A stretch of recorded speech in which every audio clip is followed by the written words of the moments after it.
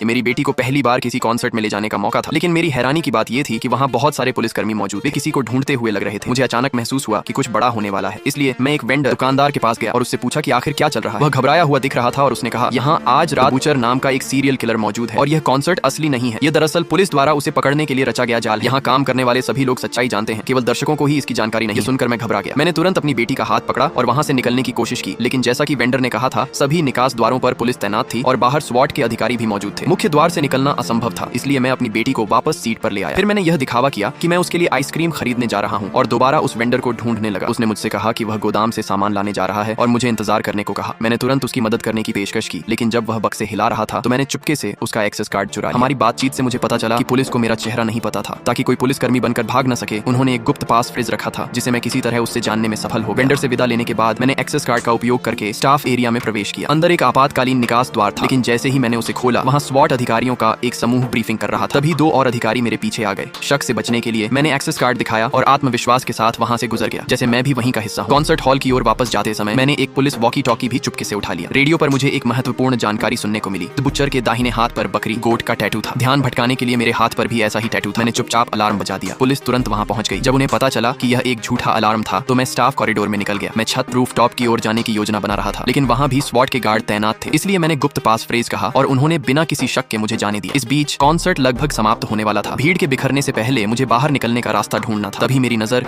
गायक के मैनेजर पर पड़ी। मैंने उससे कहा कि मेरी बेटी बहुत बीमार है और उससे उसकी पसंदीदा गायिका के साथ एक फोटो की विनती की। उसने मेरी बात पर विश्वास किया और हमें बैक स्टेज ले गया। कॉन्सर्ट समाप्त होने के बाद मैं अपनी बेटी के साथ चुपके से बाहर निकलने ही वाला था, लेकिन निकास द्वार पुलिस से भरा हुआ था। तभी जब मैं घबराने लगा, स्वयं गायिका हमारे पास आ गई। मैंने इस मौके का फायदा उठाया और उससे निजी तौर पर बात करने की इच्छा जताई। उसे किसी भी तरह का शक नहीं हुआ और वह मुझे अपने ड्रेसिंग रूम में ले गई।